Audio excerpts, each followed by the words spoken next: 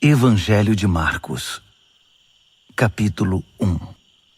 As boas notícias acerca de Jesus Cristo, a mensagem, começam aqui, seguindo ao pé da letra o livro do profeta Isaías. Observem com atenção: enviei meu mensageiro adiante de vocês. Ele preparará a estrada para vocês. Trovão no deserto, preparem-se para a chegada de Deus. Tornem o caminho plano e reto. João o Batista apareceu no deserto pregando um batismo de mudança de vida que leva ao perdão dos pecados. As pessoas se atropelavam para ir a ele, desde a Judéia e Jerusalém, e enquanto confessavam seus pecados, eram batizadas por ele no Rio Jordão, como sinal de uma vida transformada. João vestia uma túnica de pelo de camelo, amarrada à cintura por um cinto de couro. Alimentava-se de gafanhotos e mel silvestre. Sua pregação era esta: o mais importante está por vir. O protagonista deste drama, perante o qual sou um simples figurante, mudará a vida de vocês. Eu os batizo aqui no rio, mudando a velha vida de vocês pela vida no reino. O batismo dele, com o Espírito Santo, irá mudá-los de dentro para fora. Nessa época, Jesus de Nazaré apareceu na Galiléia e foi batizado por João no Jordão. Assim que saiu da água, Jesus viu o céu aberto e o Espírito de Deus, à semelhança de uma pomba, descendo sobre ele. Com a visão do Espírito, ouviu-se uma voz: Você é o meu filho, escolhido e marcado pelo meu amor, a alegria da minha vida. Imediatamente o Espírito guiou Jesus ao deserto. Durante 40 dias e noites, ele foi testado por Satanás. Animais selvagens eram sua companhia e os anjos tomavam conta dele. Depois que João foi preso, Jesus mudou-se para a Galiléia e ali pregava: O tempo é agora. O reino de Deus está aqui. Mudem de vida e creiam na mensagem. Caminhando pela praia do mar da Galiléia, Jesus avistou Simão e seu irmão André pescando com redes.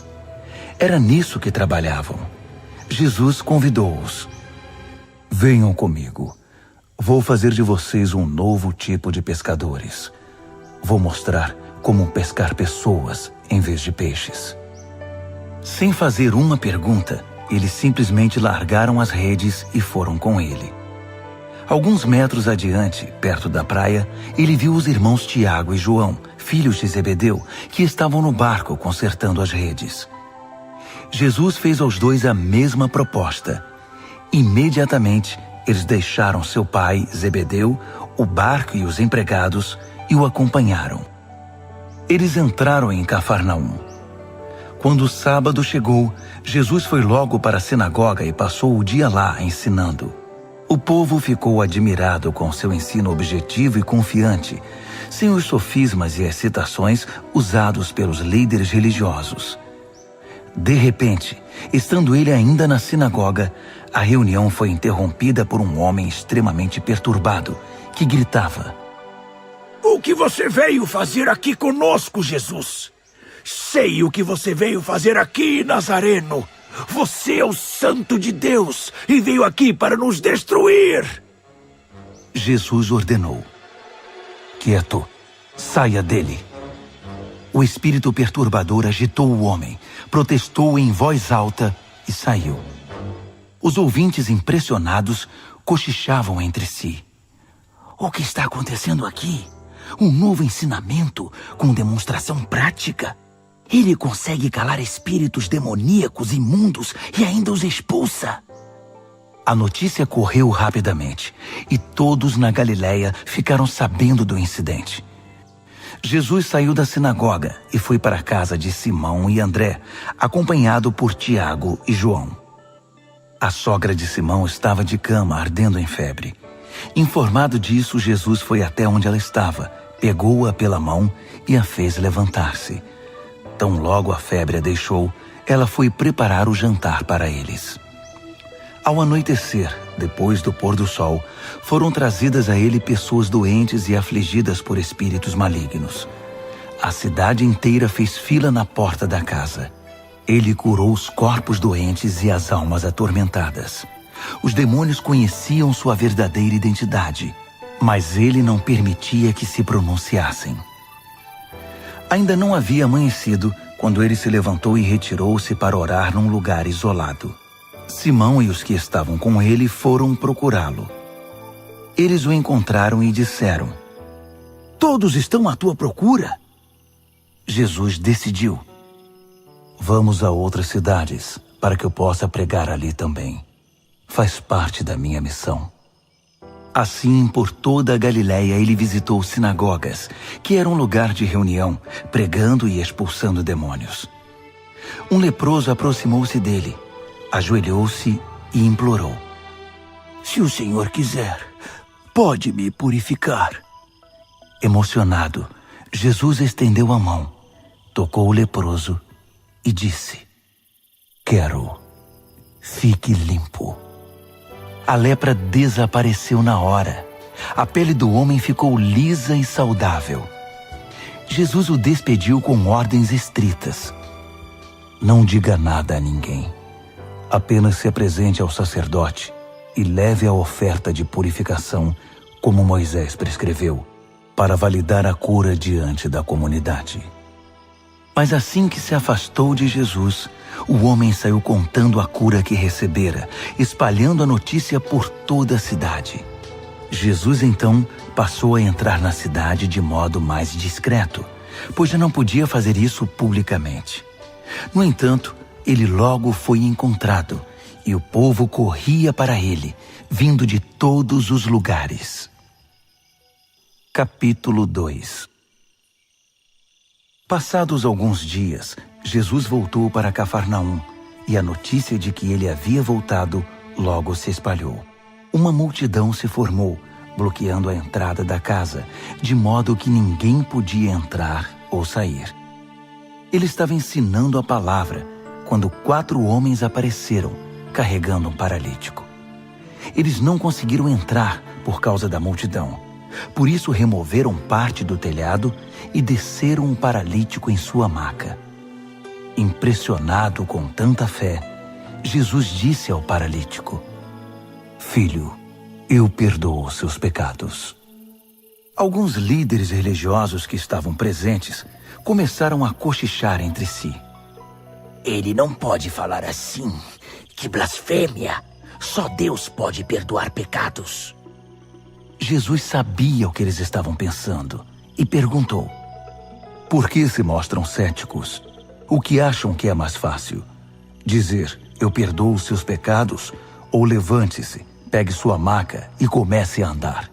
Pois bem, para que fique claro que sou o Filho do Homem e estou autorizado a fazer uma coisa e outra, voltou-se para o paralítico e ordenou: Levante-se, pegue sua maca e vá para casa. E o homem assim fez. Levantou-se, pegou sua maca e saiu andando diante de todos. Eles esfregaram os olhos, custando acreditar no que viam.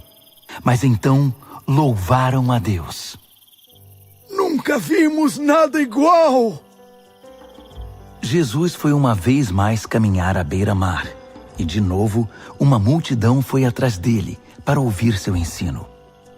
Caminhando, ele viu Levi, filho de Alfeu, que era cobrador de impostos. Jesus convidou: Venha comigo. Ele se levantou e passou a segui-lo. Mais tarde, Jesus e os discípulos estavam jantando na casa de Levi e seus convidados eram pessoas de má reputação. Surpreendentemente, alguns deles se tornaram seguidores de Jesus.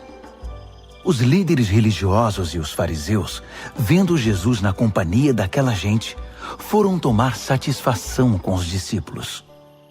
Que exemplo ele está dando, andando com essa gente desonesta e essa ralé? Jesus escutou a crítica e reagiu. Quem precisa de médico? Quem é saudável ou quem é doente? Estou aqui para dar atenção aos de fora, não para mimar os da casa que se acham justos. Os discípulos de João e os discípulos dos fariseus tinham o costume de jejuar. Por isso, alguns foram perguntar a Jesus: por que os seguidores de João e os fariseus adotam a disciplina do jejum, mas os seus seguidores não? Jesus respondeu: numa festa de casamento, vocês não economizam no bolo nem no vinho, porque estão festejando. Depois, poderão até precisar economizar, mas não durante a festa. Enquanto o noivo e a noiva estão com vocês, é tudo alegria. Depois que os noivos forem embora, o jejum pode começar. Ninguém joga água fria na fogueira enquanto tem gente em volta. Essa é a vinda do reino. Ele continuou: ninguém corta um cachecol de seda para remendar uma roupa velha. Usa-se um remendo que combine. Ninguém guarda vinho em garrafas rachadas. Num sábado, Jesus atravessava uma plantação de cereal. Enquanto caminhavam, os discípulos descascaram algumas espigas. Os fariseus reclamaram com Jesus: seus discípulos estão quebrando as regras do sábado. Jesus reagiu: é mesmo? Vocês nunca leram o que Davi e seus companheiros fizeram quando estavam com fome? Ele entrou no santuário e comeu o pão fresco do altar na frente do sacerdote principal Abiatar, o pão santo que ninguém podia comer senão os sacerdotes, e o repartiu com os companheiros. Jesus acrescentou: o sábado foi feito para o nosso benefício. Não somos escravos do sábado. O Filho do Homem não é escravo do sábado. É o Senhor dele. Capítulo 3. Depois disso, ele voltou à sinagoga e estava ali um homem que tinha uma das mãos aleijada. Os fariseus estavam de olho para ver se ele iria curá-lo, quebrando o sábado. Ele disse ao homem da mão aleijada: fique aqui, onde todos possam vê-lo. Então ele perguntou aos presentes: que atitude é coerente com o sábado? Fazer o bem ou o mal? Ajudar as pessoas ou deixá-las sem ajuda? Ninguém disse nada. Ele os encarou um a um, indignado com a religiosidade inflexível deles, e então ordenou ao homem: estenda a mão. Ele a estendeu. Ela ficou perfeita. Os fariseus se retiraram imediatamente, discutindo como unir forças com os partidários de Herodes para acabar com Jesus. Jesus partiu com seus discípulos para o mar, só para sair dali. Mas uma multidão imensa foi atrás dele. Gente da Galiléia, da Judéia, de Jerusalém, da Idumeia, da região próxima do Jordão e das vizinhanças de Tiro e Sidom. Um mundaréu de gente desejosa de conhecer ao vivo aquele de quem tanto tinham ouvido falar. Ele recomendou aos discípulos que tivessem um barco preparado. Assim, não seria atropelado pela multidão. Pelo fato de ele haver curado muitas pessoas, todos os que sofriam de algum mal se acotovelavam para chegar o mais perto possível dele e tocá-lo. E no caso dos espíritos malignos, quando o reconheciam, caíam e gritavam: você é o Filho de Deus! Mas Jesus não dava atenção a eles. Fazia-os calar, proibindo-os de dizer em público quem ele era. Ele subiu a uma montanha e convidou alguns para o acompanhar. Foram juntos, e ali ele escolheu 12 e os designou apóstolos. Jesus os reuniu para enviá-los a proclamar a palavra. Também lhes daria autoridade para expulsar demônios. Os 12 são: Simão. Jesus mais tarde chamou Pedro, que significa rocha. Tiago, filho de Zebedeu. João, irmão de Tiago. Jesus passou a chamar os irmãos Zebedeu de Boanerges, que significa filhos do trovão. André, Felipe, Bartolomeu, Mateus, Tomé, Tiago, filho de Alfeu, Tadeu, Simão o Zelote, Judas Iscariotes, que o traiu. Jesus foi para casa e, como sempre, uma multidão se formou em volta. Era tanta gente pedindo ajuda que ele não tinha tempo nem para comer. Alguns parentes informados da situação foram tirá-lo de lá, até pela força, se necessário. Eles suspeitavam que Jesus estava perdendo o juízo. Os líderes religiosos de Jerusalém espalharam o boato de que ele estava praticando magia negra, fazendo truques diabólicos para impressionar o povo, mostrando poder espiritual. Jesus contestou a calúnia. Faz sentido um demônio lutar contra outro demônio? Satanás expulsaria o próprio Satanás? Uma família que vive brigando se desintegrará. Se Satanás expulsa Satanás, não irá se destruir? Acham que é possível, em plena luz do dia, entrar na casa de um homem forte e acordado e roubar seus bens sem amarrá-lo primeiro? Amarrem-no e então poderão roubá-lo. Faço aqui uma advertência. Não há nada dito ou feito que não possa ser perdoado. Mas se vocês persistirem nas calúnias contra o Espírito Santo de Deus, estarão deliberadamente rejeitando aquele que perdoa, rompendo relações com aquele que os sustenta. Ele fez essa advertência porque era acusado por eles de ter ligação com o maligno. Naquele momento, sua mãe e seus irmãos apareceram. Estando do lado de fora, mandaram um recado, dizendo que queriam falar com ele. Ele estava cercado pela multidão quando recebeu o recado. Sua mãe e seus irmãos estão lá fora à sua procura. Jesus respondeu: Quem vocês acham que são minha mãe e meus irmãos? Olhando ao redor para cada um dos que estavam sentados à sua volta, ele declarou: Estão bem aqui na frente de vocês. Esses são minha mãe e meus irmãos. Mais vale a obediência que laços de sangue. Quem faz a vontade de Deus é meu irmão, irmã e mãe. Capítulo 4. Ele voltou a ensinar à beira da praia. A multidão que se formou em torno dele era tão grande que ele entrou num barco perto da praia e assentou-se. Jesus usou o barco como púlpito, enquanto o povo se acotovelava perto da água. Ele ensinava por meio de histórias, muitas histórias. Ouçam, o que vocês acham? Um agricultor estava semeando. Enquanto fazia seu trabalho, algumas sementes caíram pelo caminho e aves as comeram. Outras caíram no meio dos pedregulhos. Brotaram rapidamente, mas não aprofundaram raízes. Com o calor do sol, secaram tão rapidamente quanto haviam brotado. Outras ainda caíram no meio das ervas daninhas. As sementes chegaram a brotar, mas foram sufocadas. Nenhuma sobreviveu. Por fim, algumas, porém, caíram em boa terra e floresceram, produzindo uma colheita que superou todas as expectativas. Vocês estão entendendo? Quando eles ficaram sozinhos, os que eram mais chegados a ele, além dos 12, pediram que ele explicasse a história. Ele disse: Vocês têm o privilégio de conhecer melhor o reino de Deus. Conhecem as suas verdades. Mas para aqueles que ainda não podem ver, tudo é dito por meio de histórias, a fim de guiá-los a discernimentos mais profundos. Essas pessoas são assim. Seus olhos estão abertos, mas não veem nada. Seus ouvidos estão abertos, mas não entendem uma palavra. Recusam-se a voltar-se para Deus para receber perdão. Ele continuou: Entenderam o objetivo da história? Todas as minhas histórias têm o mesmo propósito.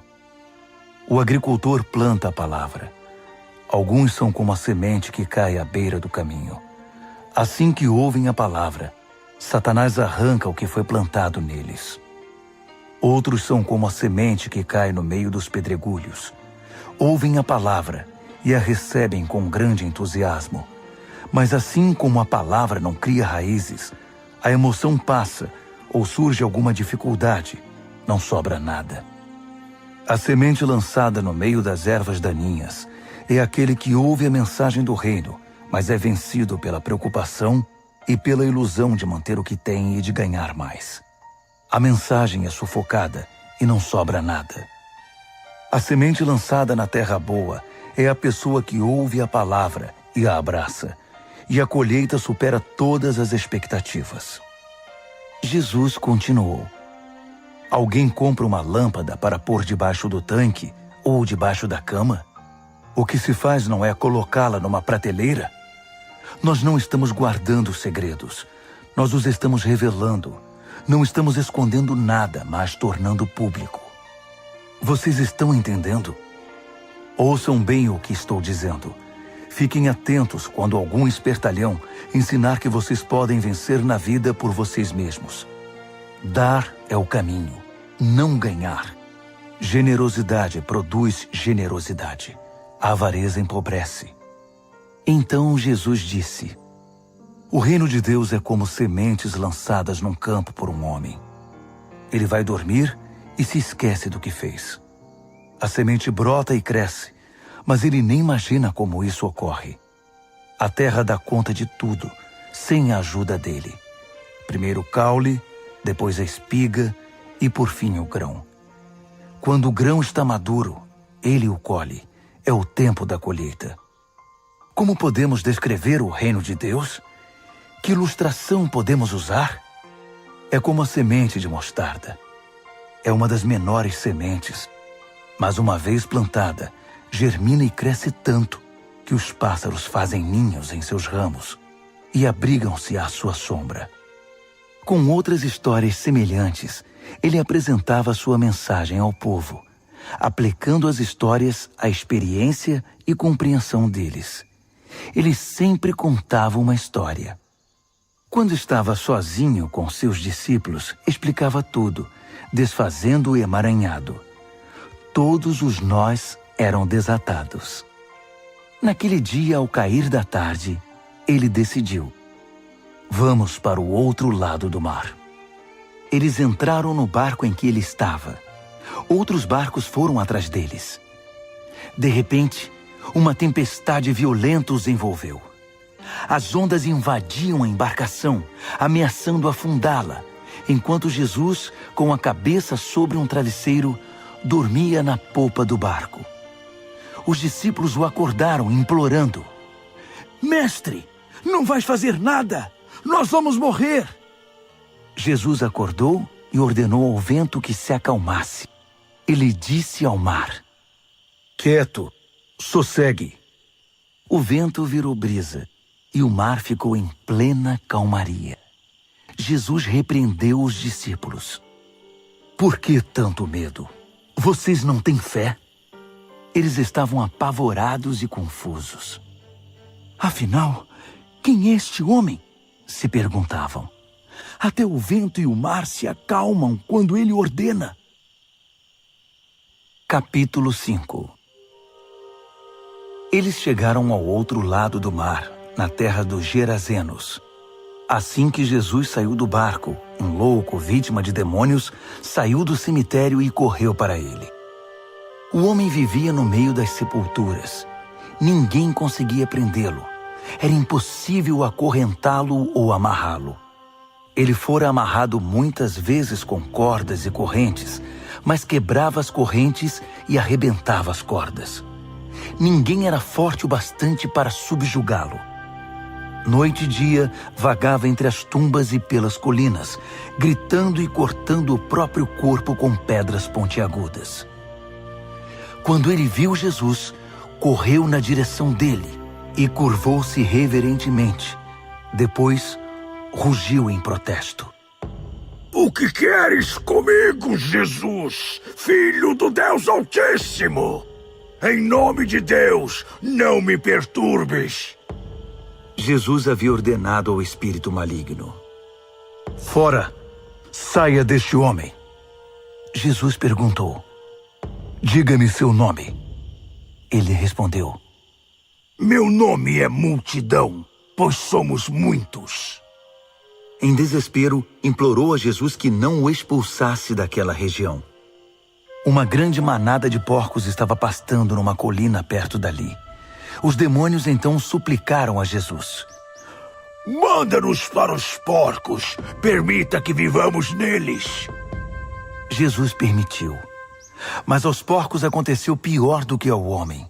Enlouquecidos, correram, pularam de um penhasco, caíram no mar e se afogaram.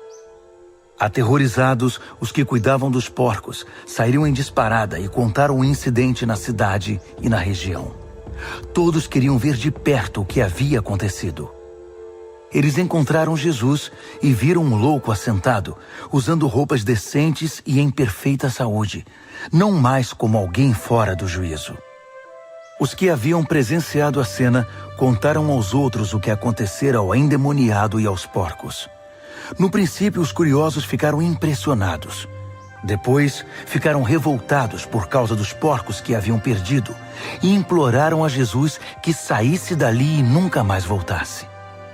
Jesus estava indo para o barco e o homem que fora liberto dos demônios pediu para acompanhá-lo, mas o mestre não o permitiu. Em vez disso, aconselhou: vá para casa, para seu povo. Conte-lhes o que o mestre, num gesto de misericórdia, fez por você. O homem voltou e, na área das 10 cidades, dava testemunho do que Jesus havia feito por ele. Ele se tornou o assunto da cidade. Após a travessia, uma imensa multidão formou-se à beira-mar. Um dos líderes da sinagoga, chamado Jairo, foi falar com Jesus.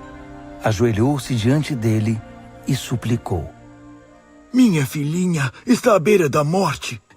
Vem comigo e impõe as mãos sobre ela para que melhore. Jesus foi com ele, e a multidão inteira os acompanhou, apertando-o e empurrando-o. Uma mulher que estava sofrendo de hemorragia havia 12 anos ouviu falar de Jesus. Muitos médicos haviam tratado dela, mas sem sucesso. Levaram todo o seu dinheiro e a deixaram pior que antes. Ela esgueirou-se por trás dele e tocou sua roupa.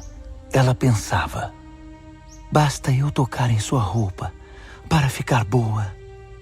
No momento em que o tocou, a hemorragia parou. Ela pôde sentir a mudança. Sabia que estava livre daquele mal. No mesmo instante, Jesus sentiu que dele saíra poder. Voltou-se para a multidão e perguntou: quem tocou minha roupa? Os discípulos disseram: como assim? A multidão empurra e aperta de todo lado, e o Senhor quer saber quem o tocou? Mas ele insistiu, olhando ao redor para ver quem o tocara. A mulher, sabendo o que havia acontecido e que o havia tocado, tremendo de medo, ajoelhou-se diante dele e contou toda a história. Jesus lhe disse: filha, você se arriscou por causa da sua fé e agora está curada. Tenha uma vida abençoada. Seja curada da sua doença. Enquanto ele ainda falava, algumas pessoas chegaram da casa do líder da sinagoga e informaram: sua filha morreu. Por que continuar incomodando o mestre?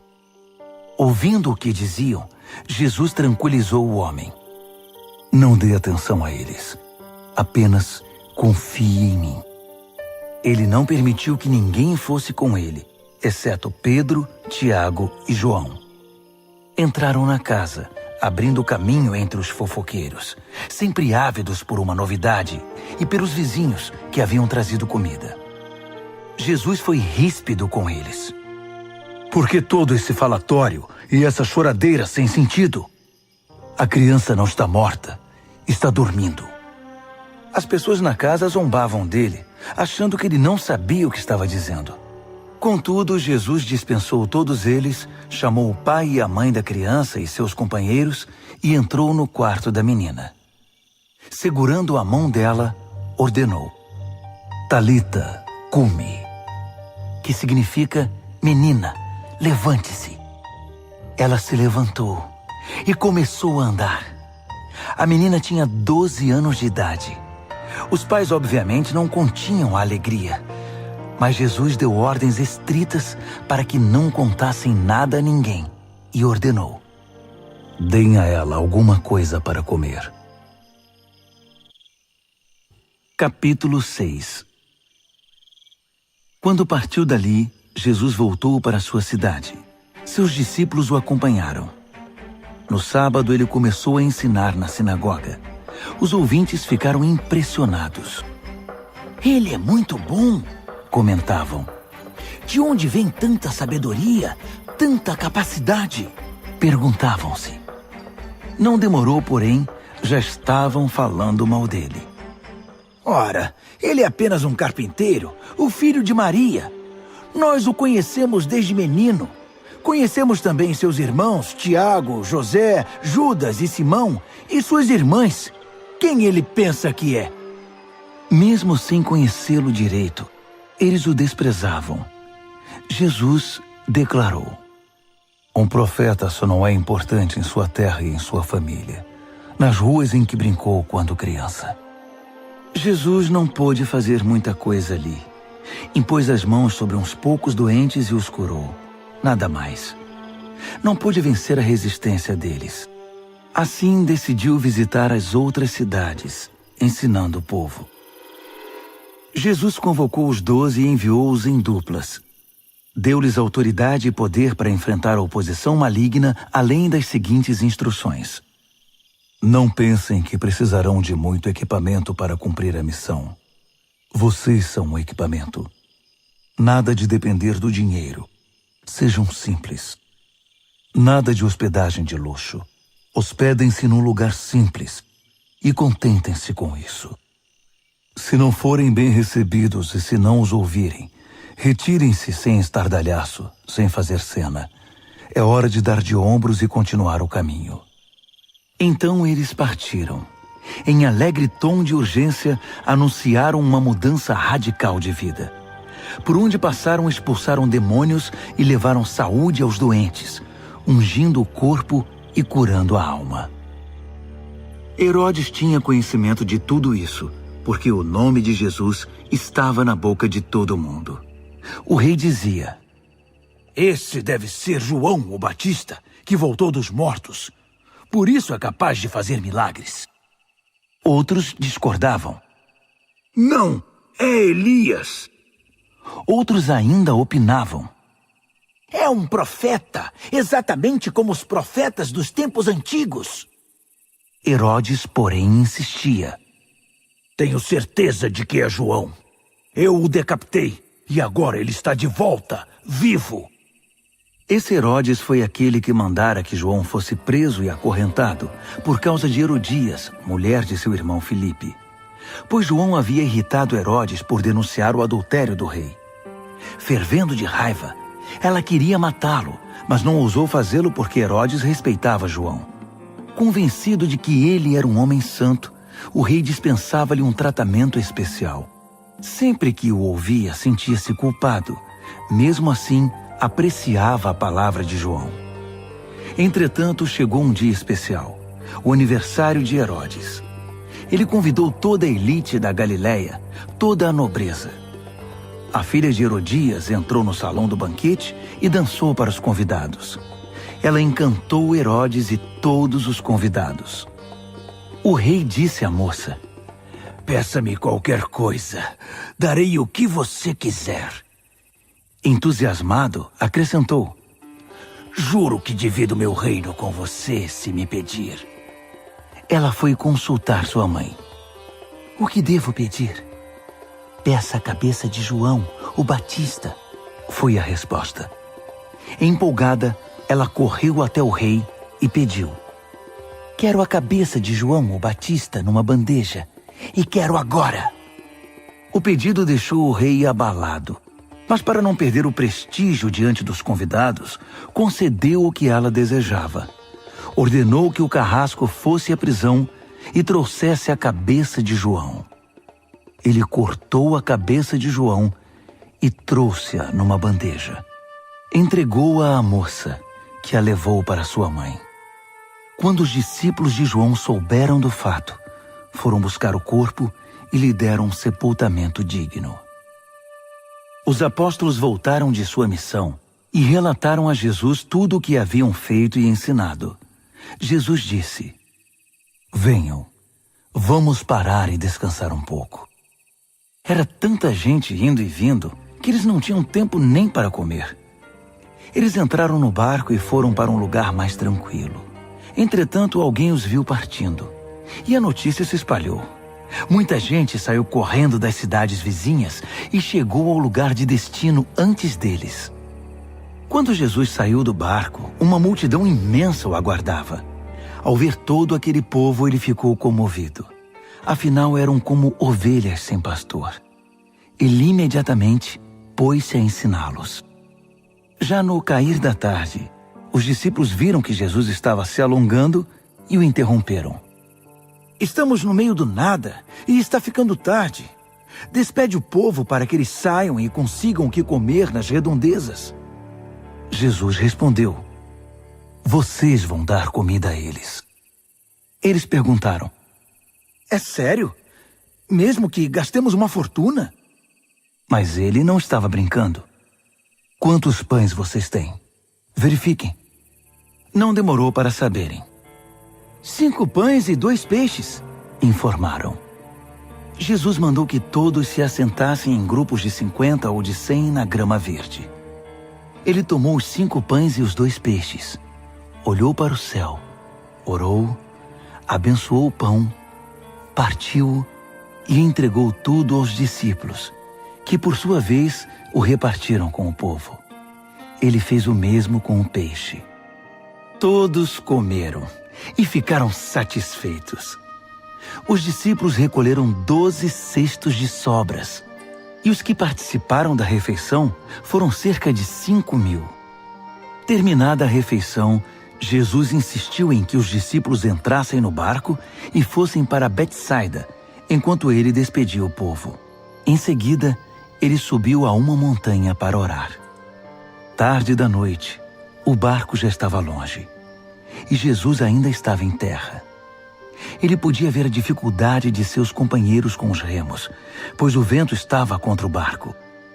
Por volta das 4 horas da madrugada, Jesus foi na direção deles, andando sobre o mar. E quando se aproximou e eles o viram, pensaram que fosse um fantasma e gritaram apavorados. Jesus tratou de tranquilizá-los. Calma, sou eu. Não tenham medo. Assim que ele entrou no barco, o vento cessou. Eles ficaram perplexos, coçando a cabeça e tentando entender tudo o que havia acontecido. Não haviam entendido o que ele fizera na hora da refeição. Estavam com o coração endurecido. Concluíram a travessia, ancoraram o barco em Genezaré e lá o deixaram. Assim que pisaram em terra, a notícia rapidamente se espalhou. O povo correu até onde eles estavam, trazendo doentes em macas. Para onde quer que ele fosse, aldeia, cidade ou rota de comércio, os doentes eram levados até um local público. Eles imploravam que Jesus lhes permitisse tocar pelo menos na orla de sua roupa.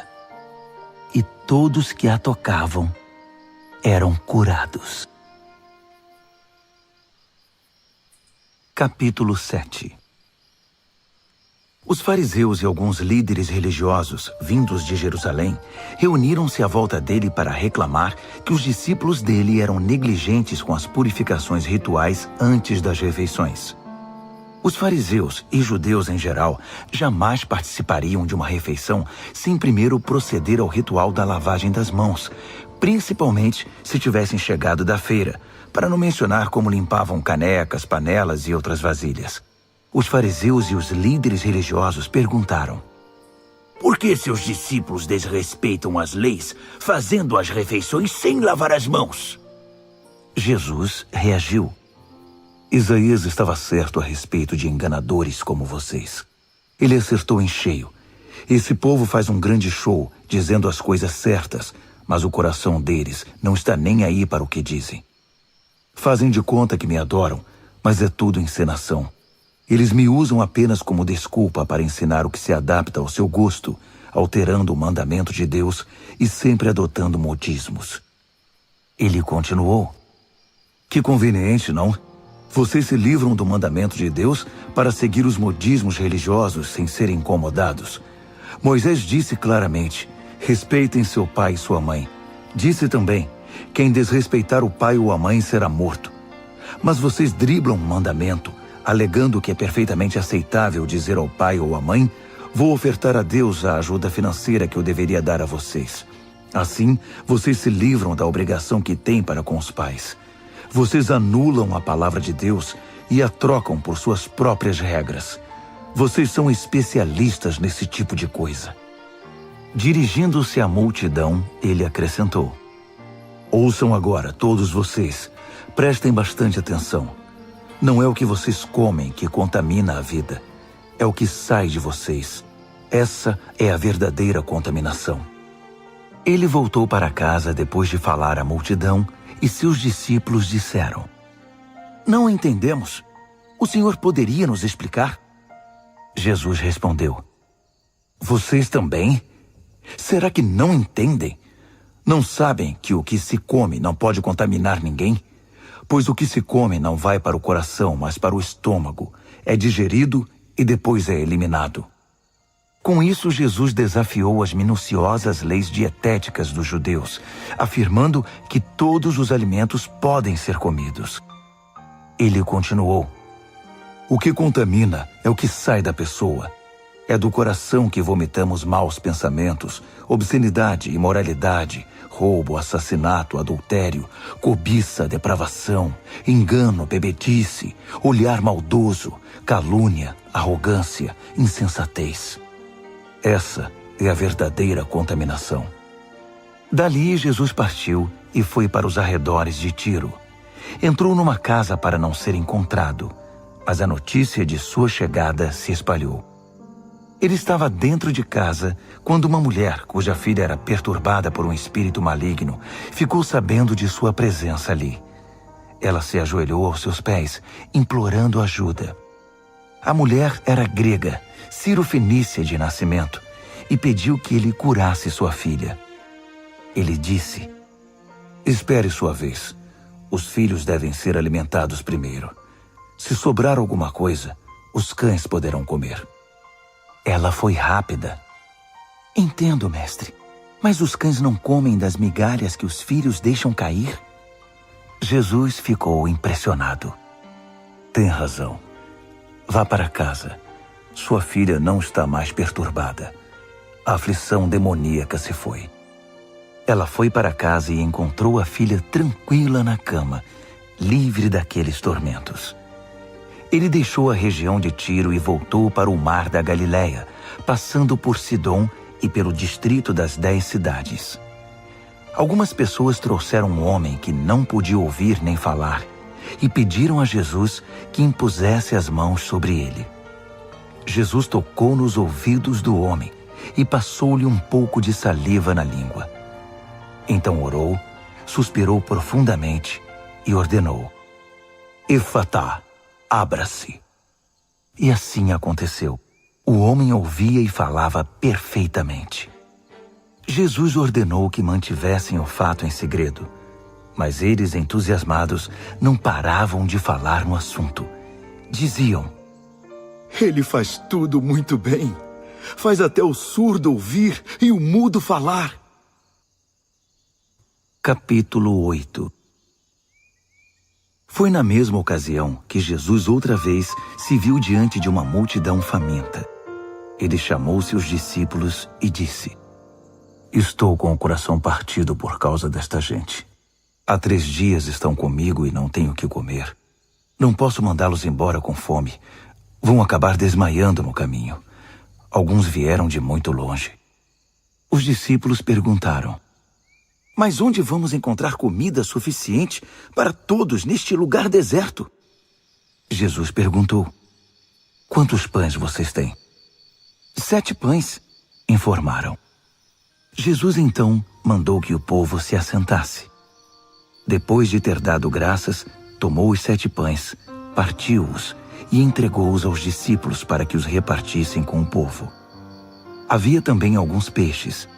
Ele abençoou os peixes e ordenou aos discípulos que os repartissem de igual modo. Todos comeram à vontade, e foram necessários 7 grandes cestos para recolher as sobras. E os que participaram da refeição foram cerca de 4.000. Depois de despedir a multidão, Jesus entrou no barco com os discípulos e foram para Dalmanuta. Quando chegaram, os fariseus vieram pressioná-lo para que ele desse uma prova de quem era. Desafiado, Jesus perguntou: por que esta geração pede um sinal milagroso como garantia? A verdade é que vocês não terão sinal nenhum. Dali ele voltou para o barco e dirigiu-se para o outro lado do mar. Os discípulos, porém, esqueceram-se de levar pão, exceto por um pedaço. Aproveitando a oportunidade, Jesus aconselhou-os: fiquem de olho no fermento dos fariseus e dos partidários de Herodes. Pensando que ele os repreendia por haverem esquecido o pão, começaram a culpar um ao outro. Percebendo o que se passava, Jesus perguntou: por que estão discutindo por haverem esquecido o pão? Não entenderam ainda? Não conseguem perceber? Não se lembram dos 5 pães que demos aos 5.000? Quantos cestos de sobras vocês recolheram? Eles responderam: 12. E dos 7 pães para os 4.000? Quantos cestos de sobras vocês recolheram? 7. Ele perguntou: ainda não entendem? Ao chegarem eles a Betsaida, algumas pessoas trouxeram um cego e pediram a Jesus que o tocasse. Tomando-o pela mão, ele o levou para fora da cidade. Passou saliva nos olhos do homem, impôs as mãos sobre ele e perguntou: consegue ver alguma coisa? Ele olhou para cima e disse: vejo homens, só que eles parecem árvores andando. Jesus voltou a impor as mãos sobre ele. Dessa vez, o homem percebeu que havia recuperado completamente a visão. Agora via tudo com perfeição. Jesus mandou-o para casa, advertindo: não entre na cidade. Jesus e seus discípulos visitaram as cidades ao redor de Cesareia de Filipe. Enquanto caminhavam, ele perguntou: quem o povo diz que eu sou? Eles responderam: alguns pensam que é João o Batista, outros acham que é Elias. Há quem pense que é algum dos profetas. Ele insistiu: e vocês, quem acham que eu sou? Pedro declarou: tu és o Cristo, o Messias. Jesus pediu que guardassem segredo, que não dissessem nada a ninguém. Em seguida, resolveu explicar algumas coisas. É necessário que o Filho do Homem seja maltratado, levado a julgamento e declarado culpado pelos líderes do povo, sacerdotes e líderes religiosos. Que seja morto e 3 dias depois ressuscite. Ele falava de modo simples e claro para que todos entendessem. Pedro, porém, protestou, segurando-lhe o braço. Vendo que os discípulos hesitavam em aceitar os fatos, Jesus repreendeu Pedro. Pedro, saia do meu caminho. Fora, Satanás. Você não tem ideia de como Deus trabalha. Reunindo uma multidão e seus discípulos, Jesus disse: quem quiser seguir-me, tem de aceitar minha liderança. Quem está na garupa não pega na rédea. Eu estou no comando. Não fujam do sofrimento. Abracem-no. Sigam-me e mostrarei a vocês como agir. Autoajuda não é ajuda. O autossacrifício é o caminho, o meu caminho, para ser realmente salvo. Qual é a vantagem de conquistar tudo o que se deseja e perder a si mesmo? O que vocês teriam para dar em troca da própria alma? Se vocês têm vergonha de mim ou do meu caminho por causa dos seus amigos inconstantes e sem futuro, saibam que irão enfrentar uma vergonha muito maior na presença do Filho do Homem quando ele voltar, envolto pela glória de Deus, seu Pai, com um exército de anjos. Capítulo 9. Então ele foi para casa dizendo: não é sonho. Alguns de vocês aqui verão tudo isso acontecer. O reino de Deus chegando com força total. 6 dias depois, 3 dos discípulos viram isso acontecer. Jesus levou Pedro, Tiago e João a um alto monte. Ali sua aparência mudou diante deles. Suas roupas brilhavam intensamente, de uma brancura tal que ninguém seria capaz de produzir. De repente, eles perceberam que Elias e Moisés estavam ali também, conversando com Jesus. Então Pedro interrompeu a conversa. Rabi, que grande momento! Que tal se construíssemos 3 memoriais na montanha? Um para o Senhor, um para Moisés e um para Elias. Ele falava sem pensar, apavorado e maravilhado com o que via. Naquele instante, uma nuvem brilhante os envolveu, e da nuvem ouviu-se uma voz. Este é meu filho, marcado pelo meu amor.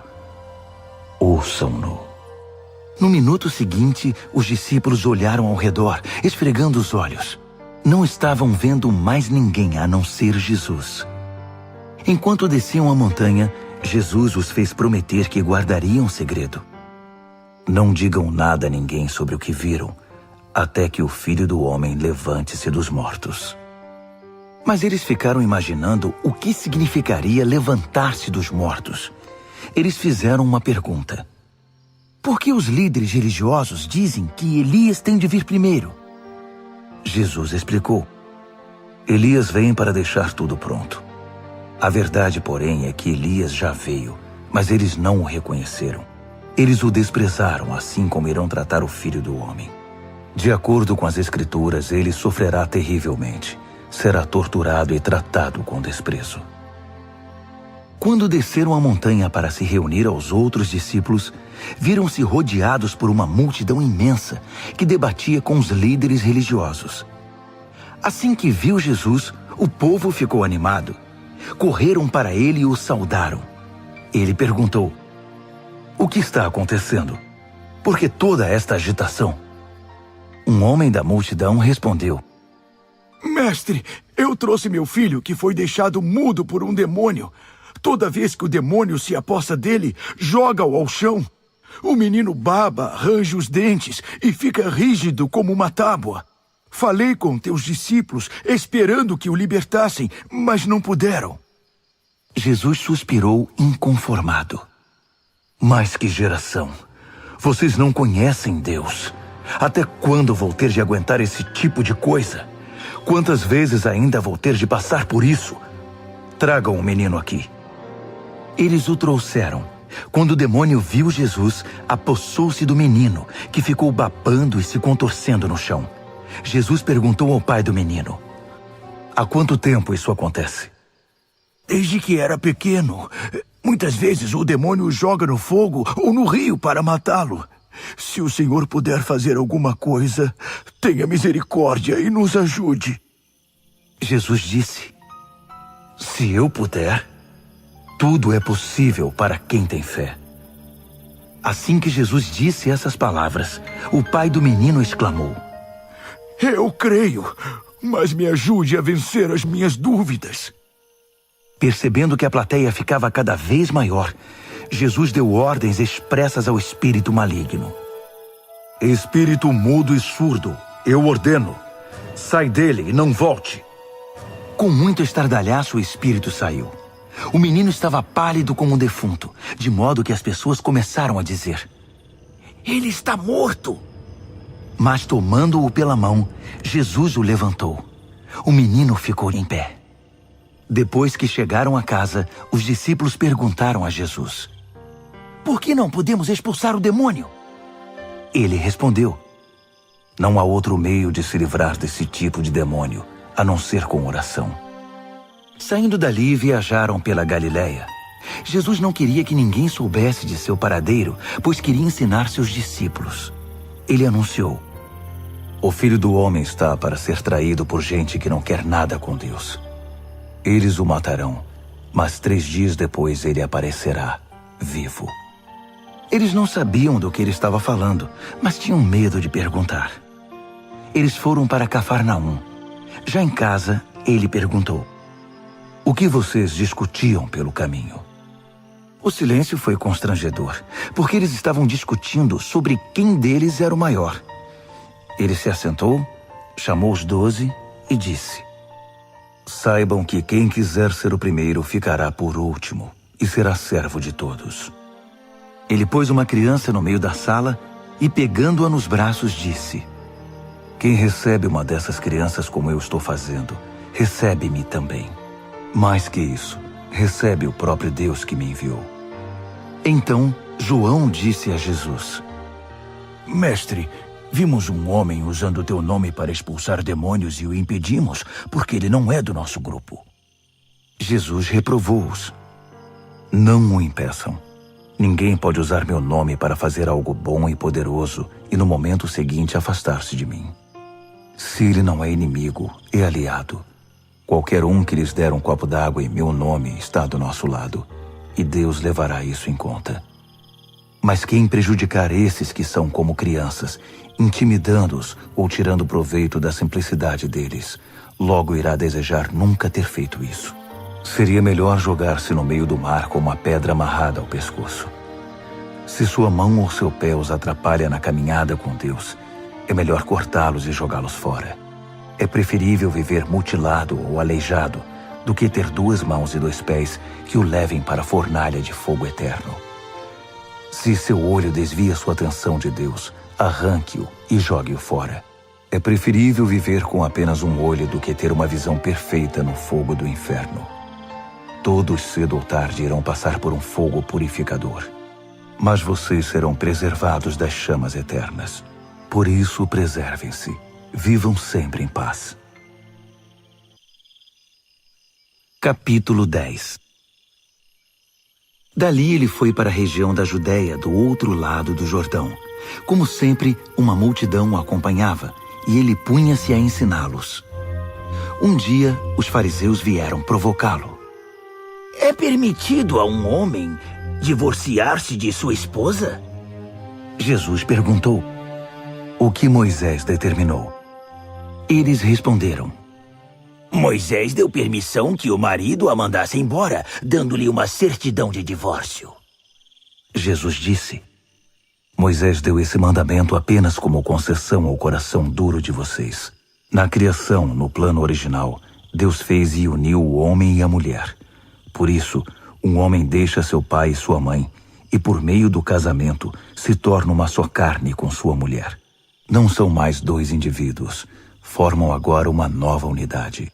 Deus criou uma união tão perfeita que ninguém pode ter a ousadia de profaná-la, separando-os. Depois que estavam em casa, os discípulos voltaram a tocar no assunto. Jesus foi muito direto. O homem que se divorcia de sua esposa para se casar com outra comete adultério contra ela. A mulher que se divorcia do marido para se casar com outro comete adultério também. Alguns estavam trazendo crianças a Jesus, na esperança de que ele as abençoasse. Mas os discípulos deram uma bronca nessa gente. Jesus não escondeu a irritação. Não tentem afastar essas crianças. Não as impeçam de vir a mim. O reino de Deus é feito de pessoas que são como crianças. Prestem atenção. Se vocês não aceitarem o reino de Deus com a simplicidade de uma criança, nunca entrarão nele. Então, tomando as crianças nos braços, impunha as mãos sobre elas e as abençoava. Jesus caminhava pela rua e um homem veio correndo, ajoelhou-se e perguntou: Bom mestre, que devo fazer para alcançar a vida eterna? Jesus perguntou: Por que você me chama bom? Ninguém é bom a não ser Deus. Você conhece os mandamentos. Não mate, não cometa adultério, não roube, não minta, não engane, honre seu pai e sua mãe. Ele disse: Mestre, faço tudo isso desde muito novo. Jesus olhou-o nos olhos e, cheio de amor por ele, disse: Falta algo. Venda tudo o que você tem e dê aos pobres. Toda a sua riqueza então estará no céu. Depois venha me seguir. Foi um choque. Aquela era a última coisa que ele esperava ouvir. Assim, abatido, ele se foi.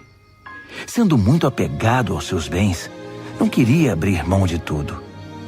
Enquanto observava, Jesus disse aos seus discípulos: Vocês fazem ideia de como é difícil para os ricos entrar no reino de Deus?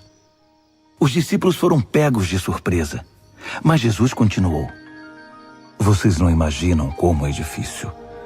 É mais fácil um camelo passar pelo fundo de uma agulha. Os discípulos ficaram chocados. Se é assim, quem tem chance? Perguntaram. Jesus olhou bem firme para eles e disse: ninguém tem chance se pensam que conseguirão pelo esforço próprio.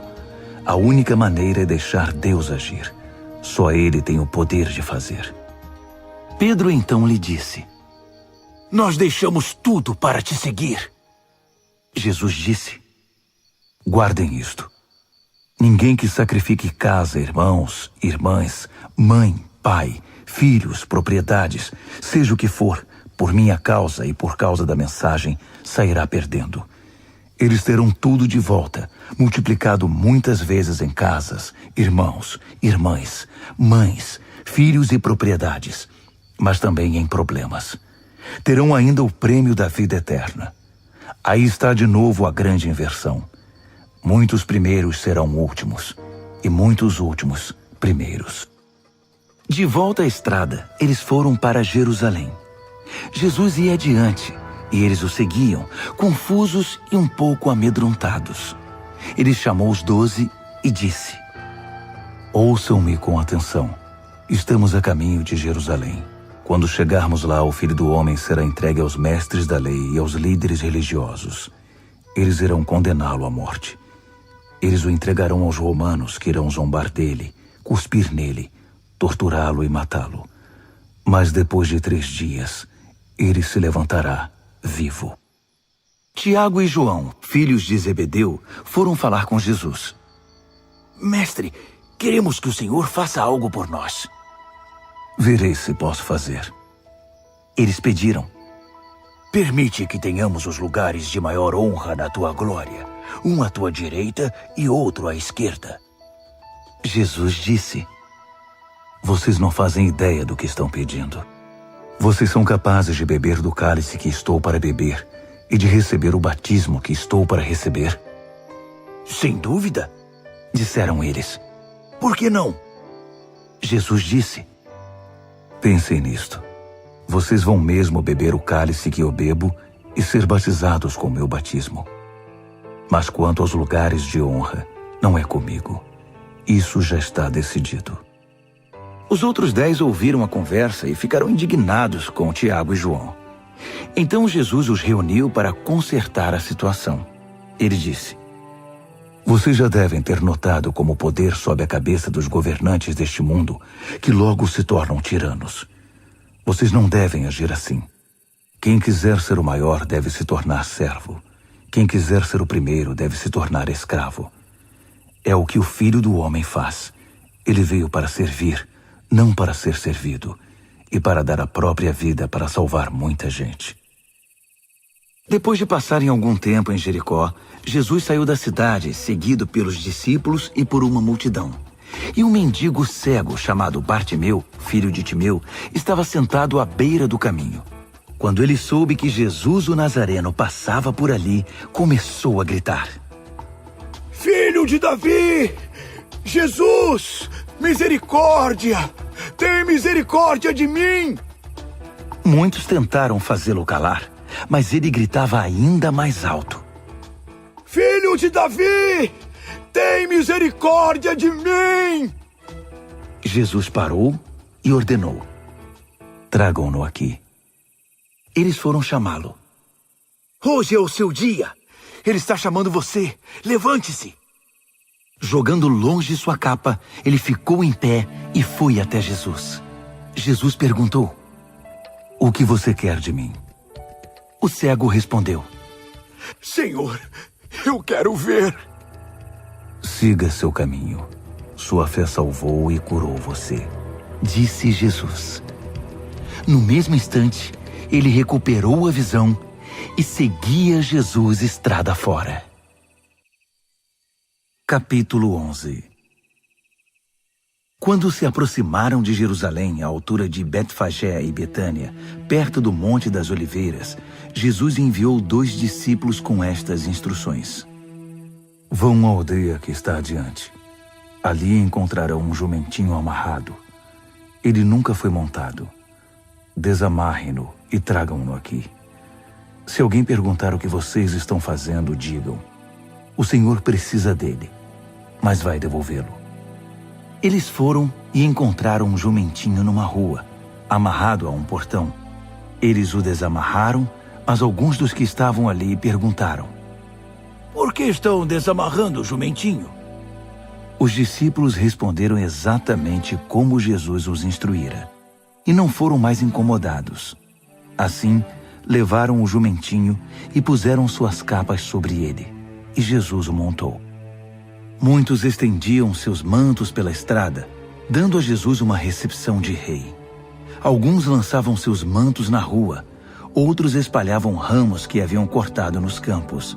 Havia muita gente por todo lado gritando: Hosana! Bendito é o que vem em nome de Deus! Bendito o reino do nosso pai Davi que está chegando! Hosana nos altos céus! Ele entrou em Jerusalém e foi para o templo. Parou ali para observar o movimento, mas como era tarde, voltou para Betânia com os 12. No dia seguinte, depois que saíram de Betânia, ele sentiu fome. No caminho avistou uma frondosa figueira. Aproximou-se dela para encontrar figos, mas não achou nada além de folhas. Não era a época de figos. Ele disse à árvore: nunca mais alguém comerá dos seus frutos. E os discípulos ouviram. Chegando a Jerusalém, entraram no templo, e Jesus começou a expulsar todos os que faziam comércio ali. Ele derrubou as mesas dos agiotas e as bancas dos vendedores de pombas. Também não permitiu que ninguém mais passasse carregando cestos pelo recinto sagrado. Ele explicou suas ações com o seguinte texto: minha casa foi designada casa de oração para as nações, mas vocês a transformaram em ponto de encontro de ladrões. Ao tomar conhecimento desses fatos, os principais sacerdotes e os líderes religiosos decidiram que era a hora de se livrar dele. Estavam em pânico, porque o povo se mostrava encantado com os seus ensinamentos. À noite, Jesus e seus discípulos deixaram a cidade. Pela manhã, andando pela estrada, eles viram a figueira. Estava seca até a raiz. Lembrando-se do que acontecera no dia anterior, Pedro disse: Mestre, olha, a figueira que amaldiçoaste ficou seca. Jesus foi direto: assumam de fato o seu compromisso com Deus, e nada será difícil para vocês. Aquela montanha, por exemplo, basta ordenar sem dúvida ou hesitação: pule no mar, e ela obedecerá. Absolutamente tudo, do pedido menor ao maior, que vocês incluírem na oração, será atendido, se vocês de fato confiarem em Deus. E quando orarem, lembrem-se de que não se trata apenas de pedir. Se vocês têm algo contra alguém, perdoem. Só então o Pai Celestial de vocês perdoará os seus pecados. De volta a Jerusalém, eles caminhavam pelo templo. Então os principais sacerdotes, os líderes religiosos e os líderes do povo exigiram: mostre-nos suas credenciais. Quem deu a você autoridade para falar e agir desse modo? Jesus respondeu: primeiro respondam a uma pergunta. Se a responderem, também responderei a sua.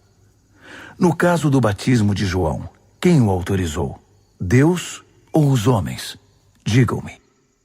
Eles ficaram numa situação difícil e sabiam disso. Confusos, cochichavam entre si. Se dissermos Deus, ele vai perguntar por que não acreditamos nele. Se dissermos os homens, estamos em apuros, porque o povo tinha João na conta de profeta. Decidiram então dar a vitória a Jesus dessa vez. Não sabemos, responderam. Jesus concluiu: então também não vou responder a pergunta de vocês. Capítulo 12. Em seguida, Jesus começou a lhes contar algumas histórias. Um homem plantou uma vinha, cercou-a, fez um tanque de espremer uvas, construiu uma torre de vigilância, arrendou-a aos lavradores e saiu em viagem. Quando chegou a época da colheita, ele enviou um empregado para receber sua parte nos lucros. No entanto, os lavradores o agarraram, espancaram e mandaram embora de mãos vazias. Ele mandou outro empregado que também foi agredido e humilhado. Depois enviou outro, que foi assassinado. O mesmo aconteceu com muitos outros. Uns foram agredidos, outros assassinados. Restava apenas um que podia ser enviado, seu filho amado. Já quase sem esperanças, decidiu enviar o próprio filho, pensando: meu filho eles vão respeitar. Mas os lavradores perceberam a oportunidade. Esfregaram as mãos cheios de cobiça e disseram: esse é o herdeiro. Vamos matá-lo e ficar com a vinha. Então o agarraram e mataram, e depois jogaram o corpo fora da vinha. O que vocês acham que o proprietário da vinha irá fazer? Isso mesmo. Vai se livrar dessa gente. Depois arrendará a vinha a outros. E vocês podem confirmar nas Escrituras. A pedra que os pedreiros rejeitaram é agora a principal. Isso é obra de Deus. Nós esfregamos os olhos, custando a crer nisso. Percebendo que o recado era para eles, os líderes religiosos quiseram prendê-lo na hora. Mas como estavam receosos da opinião pública, acharam melhor recuar. Por isso saíram dali tão rápido quanto puderam. Os mesmos líderes enviaram alguns fariseus e partidários de Herodes, certos de que iriam incriminá-lo. Eles disseram: mestre, conhecemos a sua integridade. Sabemos que o senhor não se importa com a opinião popular, não explora seus discípulos e ensina o caminho de Deus com muito zelo. Diga-nos com toda a honestidade, é correto pagar impostos a César? Jesus percebeu de imediato a malandragem e disse: qual a razão desse joguinho? Por que tentam me pegar com essas armadilhas? Vocês têm uma moeda? Deixe-me vê-la. Eles lhe entregaram uma moeda. Quem é este que aparece na moeda?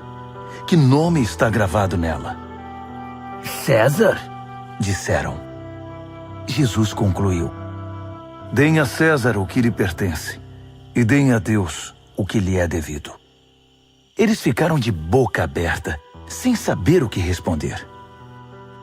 Alguns saduceus, o grupo que nega a ressurreição, perguntaram a Jesus: mestre, Moisés escreveu que se um homem morre sem filhos, o irmão dele é obrigado a se casar com a viúva e ter filhos com ela.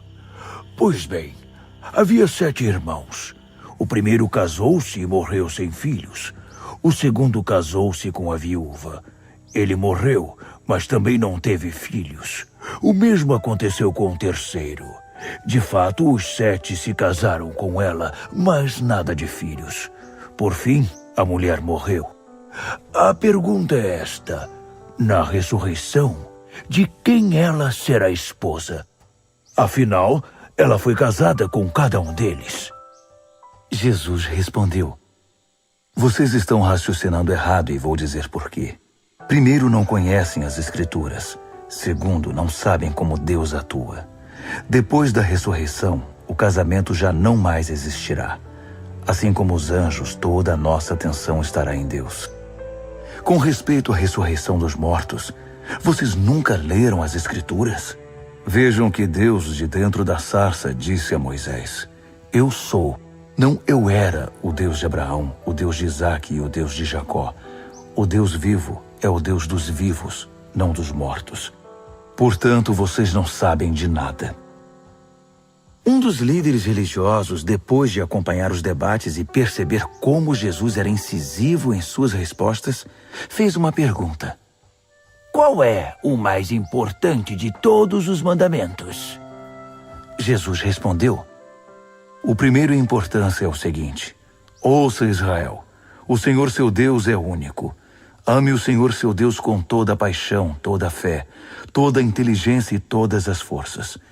E o segundo é: ame o próximo como a você mesmo. Não há nenhum outro mandamento que se compare a esses. Um líder religioso disse: que resposta maravilhosa, mestre! Tão lúcida e precisa. Deus é único e não há outro. Devemos amá-lo com toda paixão, inteligência e forças e amar ao próximo como a nós mesmos. Isso é melhor que qualquer oferta ou sacrifício. Quando Jesus percebeu como aquele homem era sábio, comentou: Você está quase lá, quase no reino de Deus. A partir daquele momento, ninguém mais ousou fazer perguntas a Jesus. Enquanto ensinava no templo, Jesus perguntou: Como podem os líderes religiosos ensinar que o Messias é filho de Davi, quando todos sabemos que Davi, inspirado pelo Espírito Santo, disse: Deus disse ao meu Senhor: Assente-se aqui ao meu lado direito até que eu faça dos seus inimigos um descanso para os pés. Davi declara que o Messias é seu mestre. Como pode, então, o Messias ser também seu filho? A multidão estava maravilhada com o que ouvia. Ele continuou a ensinar: Cuidado com os líderes religiosos. O prazer deles é ostentar títulos acadêmicos, receber elogios publicamente, desfrutar posições de destaque e assentar-se nos lugares principais durante o serviço religioso. Além disso, o tempo todo eles exploram os fracos e indefesos. Quanto mais oram, pior fica a situação deles. Mas no fim, eles irão pagar por tudo isso. Assentado atrás de um gasofilácio, ele observava o povo depositar dinheiro na hora da coleta. Os ricos faziam ofertas voltosas, mas uma viúva pobre aproximou-se e ofertou 2 pequenas moedas, uns míseros centavos. Jesus chamou os discípulos em particular e comentou: A verdade é que essa viúva pobre deu uma oferta maior que a dos demais. Todos os outros deram do que não precisavam. Ela fez uma extravagância, algo que não podia fazer. Deu tudo o que possuía. Capítulo 13. Jesus saía do templo quando um dos discípulos chamou sua atenção. Mestre, olhe essas pedras, essas construções. Jesus disse: Vocês estão impressionados com essa arquitetura grandiosa? Tudo isso será um monte de ruínas até a última pedra. Mais tarde, enquanto ele estava sentado no Monte das Oliveiras, num local de onde podia avistar o templo, Pedro, Tiago, João e André foram conversar com ele. Quando essas coisas vão acontecer? Que sinal teremos de que tudo caminha para um desfecho? Jesus explicou: Cuidado com os falsos profetas do fim dos tempos. Muitos líderes com identidade falsa alegarão: Eu sou o Messias. Eles vão enganar muita gente. Quando ouvirem falar de guerras e ameaças de guerra, não entrem em pânico. Serão notícias comuns, não um sinal do fim. Haverá cada vez mais guerras entre as nações e conflitos entre os líderes. Em vários lugares haverá terremotos e fome. Mas tudo isso é nada comparado com o que está por vir. Fiquem atentos, pois vocês serão levados aos tribunais, e tudo irá de mal a pior. Vocês serão torturados, e todos perseguirão os que levam o meu nome. Vocês serão postos como sentinelas da verdade. A mensagem tem de ser pregada em todo o mundo. Quando traírem vocês e os levarem aos tribunais, não se preocupem com o que dizer. Quando chegar o momento, digam o que estiver no coração. O Espírito Santo dará testemunho por intermédio de vocês. Haverá irmão matando irmão, pai matando filho, filho matando os pais. Todos odiarão vocês por causa do meu nome. Fiquem firmes. Isso é necessário. Fiquem firmes até o fim. Vocês não ficarão desamparados, pois serão salvos. Estejam preparados para fugir quando virem a besta da profanação, estabelecida onde nunca deveria estar. Quem lê não terá dificuldade de entender o que estou falando. Quando isso acontecer, se vocês estiverem na Judéia naquele tempo, corram para as colinas. Se estiverem trabalhando no quintal, não voltem para buscar nada em casa. Se estiverem no campo, não voltem para buscar agasalho. As grávidas e as que amamentam sofrerão mais. Orem para que isso não aconteça no inverno. Serão dias difíceis. Nada parecido aconteceu desde que Deus fez o mundo, nem depois haverá. Se esses dias de aflição seguissem o curso normal, ninguém suportaria. Mas por causa dos escolhidos de Deus, a aflição será encurtada. Se alguém anunciar, aqui está o Messias, ou apontar, lá está ele, não caiam nessa. Falsos messias e pregadores mentirosos surgirão aos montes. Suas credenciais impressionantes e seus deslumbrantes espetáculos, se possível, iludiriam até os escolhidos de Deus. Fiquem atentos, pois eu os avisei com antecedência. Após aqueles tempos difíceis, o sol perderá o seu brilho, a lua ficará nublada, as estrelas cairão do céu e os poderes cósmicos sofrerão abalo. Então todos irão ver o Filho do Homem chegar em grande estilo. Seu esplendor encherá o céu. Ninguém deixará de ver. Ele enviará seus anjos, que ajuntarão os escolhidos de Deus dos 4 cantos da terra, desde os lugares mais distantes. Aprendam a lição da figueira. Quando percebem que ela começou a florescer e verdejar, vocês sabem que o verão está chegando. O mesmo acontecerá com vocês. Quando virem os sinais, saberão que não demorará muito. Levem isso a sério. Não estou me dirigindo apenas às gerações futuras, mas a vocês também. Esta era continua até que todas essas coisas aconteçam. O céu e a terra vão desaparecer, mas as minhas palavras jamais. Querem saber o dia e a hora? A verdade é que ninguém sabe, nem os anjos do céu, nem mesmo o Filho, só o Pai. Portanto, fiquem atentos, pois vocês não sabem o momento exato. É como um homem que vai viajar e deixa a casa sob a responsabilidade dos empregados, cada qual com uma tarefa, e põe o porteiro para vigiar. Portanto, permaneçam em seu posto, vigiando. Vocês não sabem a que horas o dono da casa vai voltar. De noite, à meia-noite, ao cantar do galo ou pela manhã. Vocês não vão querer que ele apareça sem aviso e os encontre dormindo no posto. Por isso reforço a advertência. Permaneçam em seus postos. Vigiem. Capítulo 14. Dali a 2 dias começaria a festa da Páscoa, com 8 dias de duração, e a festa dos pães sem fermento. Os principais sacerdotes e líderes religiosos estavam procurando um modo de prender Jesus e matá-lo. Eles concordaram em que não deveriam fazer isso durante a semana da Páscoa. Não queremos iniciar uma guerra, disseram. Jesus estava em Betânia como convidado de Simão, o leproso. Enquanto jantava, uma mulher apareceu com um frasco de perfume muito caro. Abrindo o frasco, ela derramou o perfume sobre a cabeça de Jesus. Alguns convidados ficaram indignados. Que desperdício! Esse perfume poderia ser vendido pelo valor do salário de 1 ano e o dinheiro distribuído entre os pobres. Eles fuzilavam a mulher com os olhos. Jesus, porém, disse: Deixem-na em paz. Por que vocês a incomodam? Ela acaba de fazer algo tão maravilhoso para mim. Os pobres estarão sempre aí, todos os dias, mas eu não. Sempre que quiserem, poderão fazer algo por eles, mas não para mim. Ela fez o que pôde, quando pôde. Ungiu meu corpo para o sepultamento.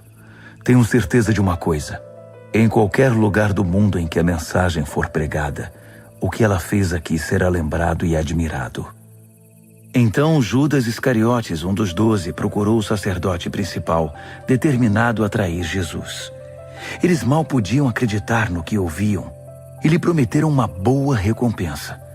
Ele ficou apenas esperando o momento certo de entregá-lo. No primeiro dia da festa dos pães sem fermento, dia de preparar o sacrifício da Páscoa, os discípulos perguntaram a Jesus: Onde queres que preparemos a ceia da Páscoa? Ele orientou 2 dos discípulos. Vão para a cidade.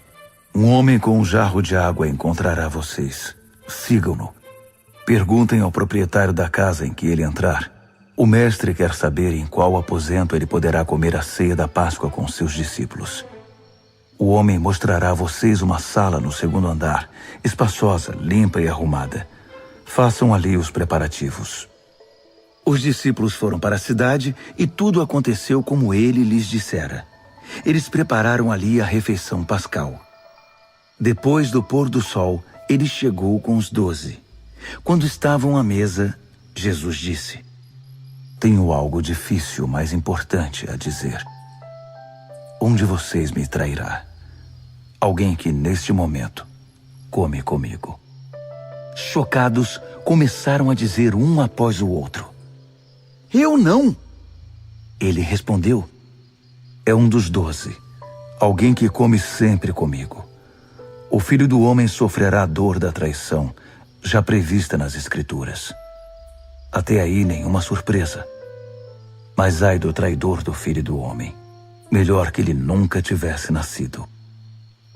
Durante a refeição, depois de tomar o pão e abençoá-lo, Jesus o partiu, deu-o aos discípulos e disse: "Tomem, isto é meu corpo." Tomando o cálice e dando graças a Deus, entregou-o a eles também, e todos beberam. Ele disse: "Isto é meu sangue, a nova aliança de Deus, derramado em favor de muitos. Não beberei vinho outra vez até o dia em que o beber no reino de Deus." Então eles cantaram um hino e foram para o Monte das Oliveiras.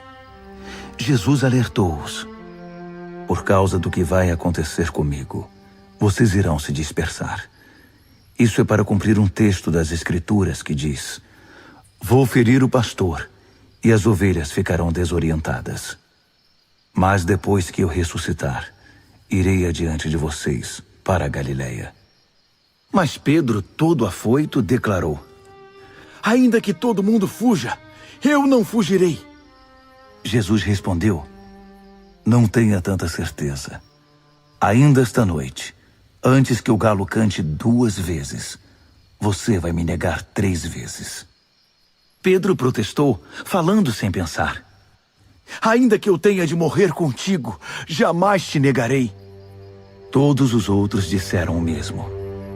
Então eles foram para um jardim chamado Getsêmani. Jesus disse aos discípulos: "Fiquem aqui, enquanto vou orar mais adiante." Levando consigo Pedro, Tiago e João, ele mergulhou em grande agonia e declarou: "A tristeza que sinto é uma tristeza de morte. Fiquem aqui e vigiem comigo." Indo um pouco mais adiante, prostrou-se no chão e orou: "Paizinho, Pai, tu podes me livrar. Afasta este cálice de mim. Mas, por favor, não seja o que eu quero, mas sim o que tu queres." Quando voltou aos discípulos, encontrou os 3 dormindo e disse a Pedro: "Simão, você veio para dormir? Não pode aguentar nem 1 hora? Fiquem atentos. Orem sempre para que não caiam em tentação antes mesmo de perceber o perigo. Uma parte de você está disposta a fazer qualquer coisa por Deus, mas a outra parte simplesmente não reage." Depois disso, voltou ao seu lugar e fez a mesma oração. Retornando mais uma vez, ele os encontrou dormindo. Eles simplesmente não conseguiam manter os olhos abertos e não tinham nem como se desculpar. Ele voltou pela 3ª vez e disse: "Vocês vão dormir a noite toda? Minha hora chegou. O Filho do Homem está prestes a ser traído e entregue nas mãos dos pecadores. Levantem-se. Vamos. O traidor chegou." Ele mal acabou de falar e Judas, do grupo dos 12, apareceu, acompanhado por um bando de maus elementos enviados pelos principais sacerdotes, líderes religiosos e demais líderes. Eles traziam espadas e paus.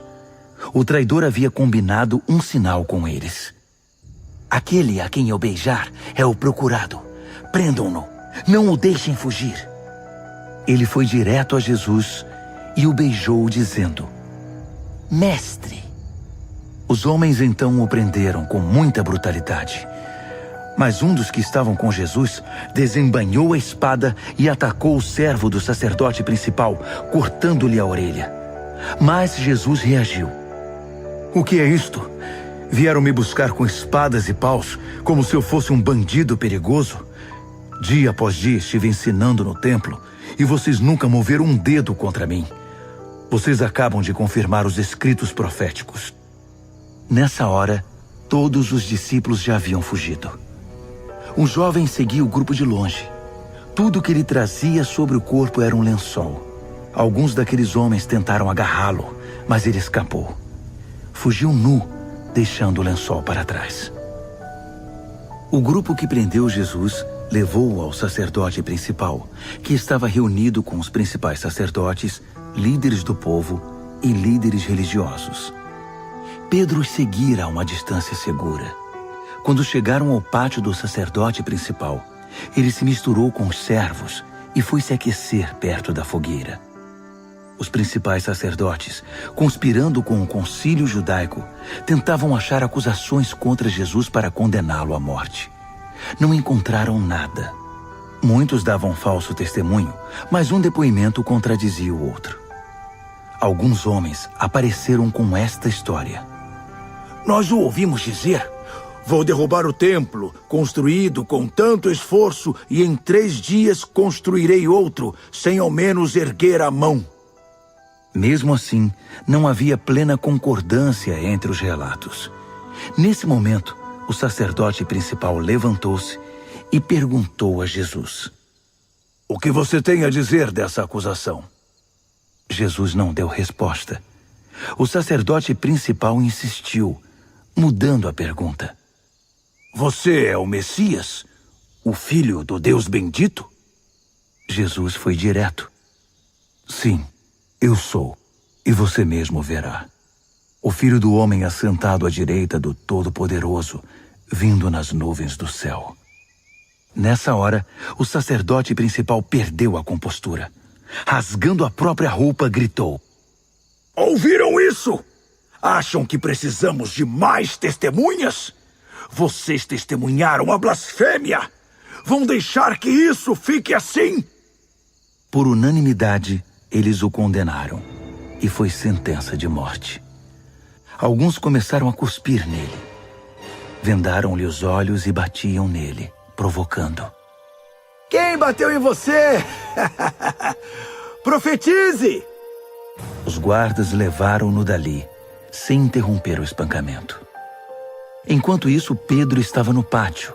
E aconteceu que uma das empregadas do sacerdote principal, vendo Pedro se aquecer ali, olhou para ele e disse: Você estava com Jesus, o Nazareno? Mas ele negou. Não sei do que você está falando. Quando ele passou pelo pórtico, um galo cantou. A moça apontava para ele e dizia aos que estavam por ali: Ele é um deles, tenho certeza. E Pedro negou mais uma vez. Pouco depois, as pessoas ali começaram a insistir. Você tem de ser um deles. Está na cara que você é Galileu.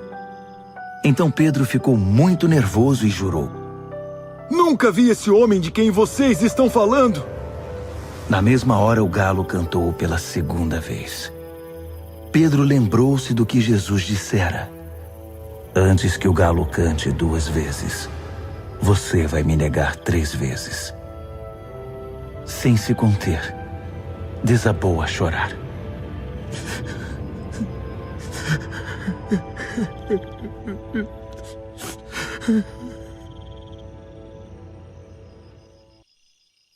Capítulo 15.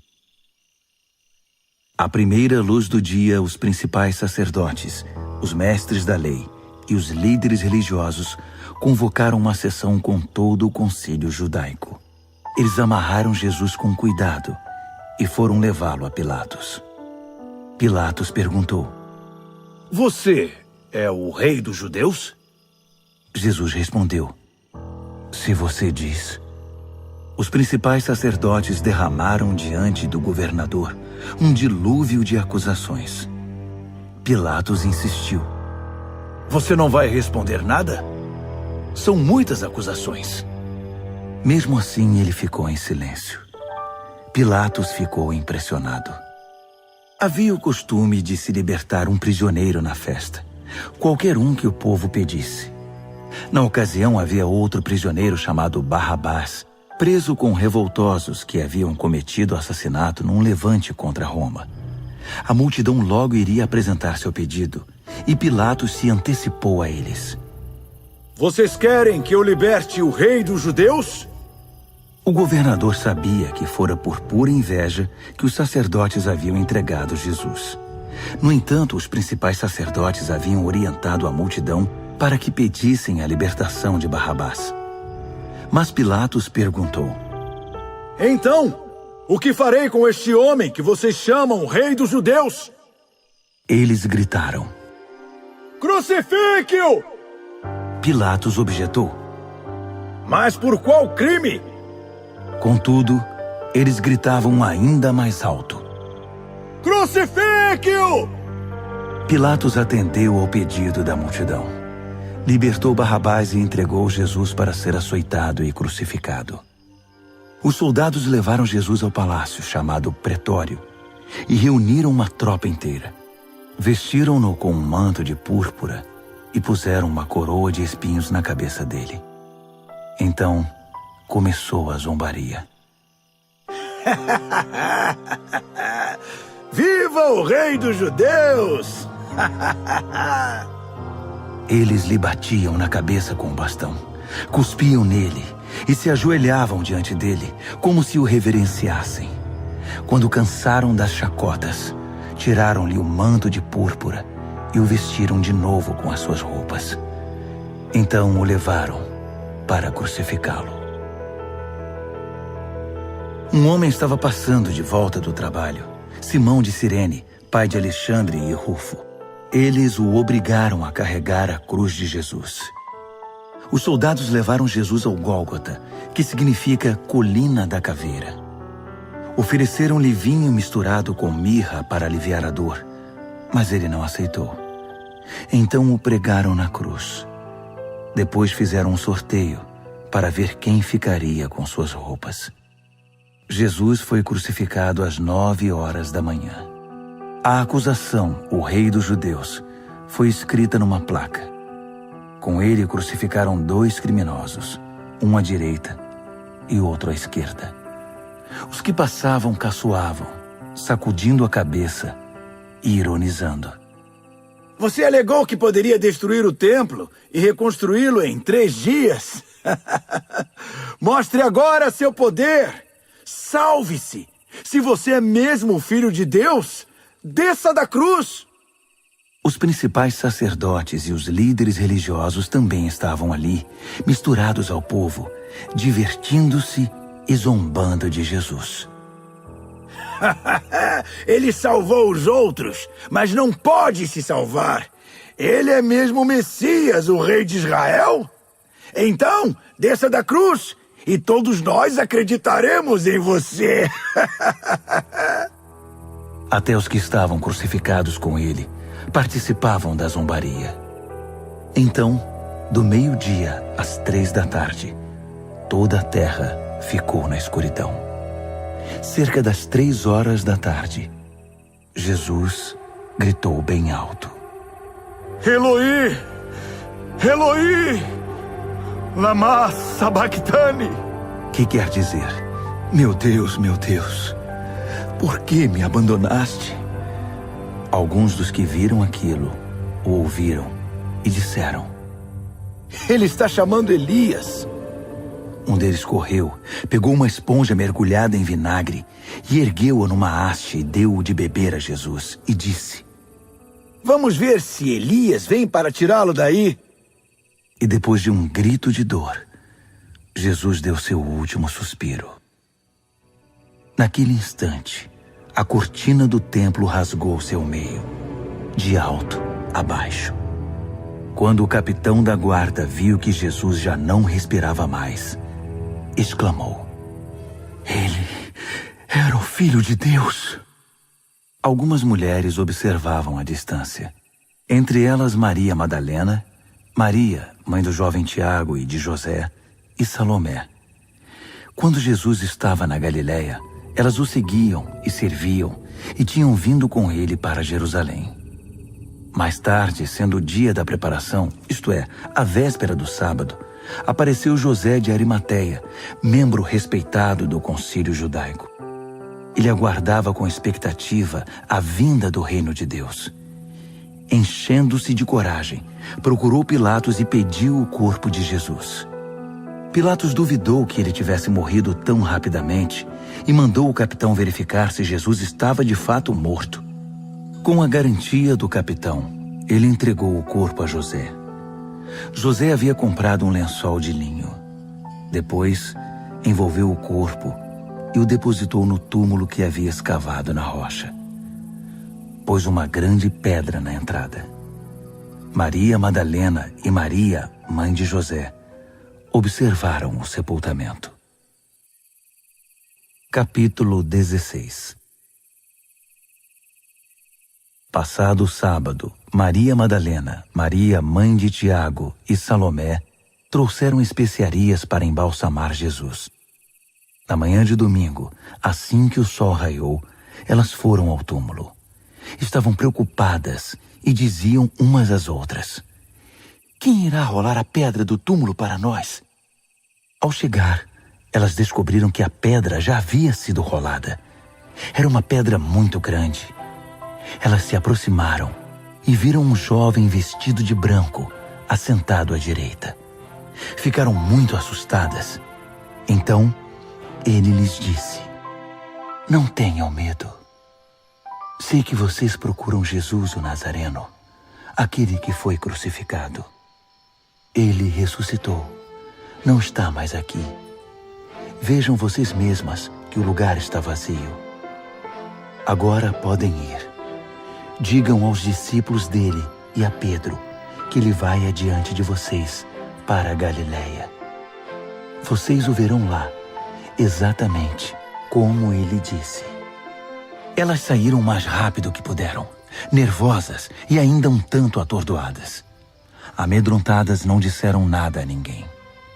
Depois de ressuscitar, Jesus apareceu bem cedo, na manhã de domingo, para Maria Madalena, a quem havia libertado de 7 demônios. Ela procurou os antigos companheiros na fé, chorando, e deu a notícia a eles. Quando ouviram que ele estava vivo e que ela o tinha visto, não acreditaram nela. Mais tarde, ele apareceu de forma diferente a 2 deles que caminhavam pelo campo. Eles voltaram e contaram aos demais, mas estes também não acreditaram no relato. Depois disso, quando os 11 estavam jantando, ele apareceu e os repreendeu severamente pela incredulidade, pois se recusavam a acreditar nos que o tinham visto ressuscitado. Então, ele ordenou: "Saiam pelo mundo. Vão a toda parte e anunciem a mensagem com as boas notícias de Deus para todos. Quem crer e for batizado está salvo. Quem se recusar a crer está condenado. Estes são alguns dos sinais que acompanharão os que crerem. Eles vão expulsar demônios em meu nome, falar em novas línguas, pegar em serpentes e até beber veneno sem que nada lhes aconteça. Também vão impor as mãos sobre os enfermos e curá-los." Então o Senhor Jesus, depois de orientá-los, foi elevado ao céu e assentou-se ao lado de Deus no lugar da mais alta honra. Os discípulos saíram por toda parte pregando. O Senhor trabalhava com eles, confirmando a mensagem com provas inquestionáveis.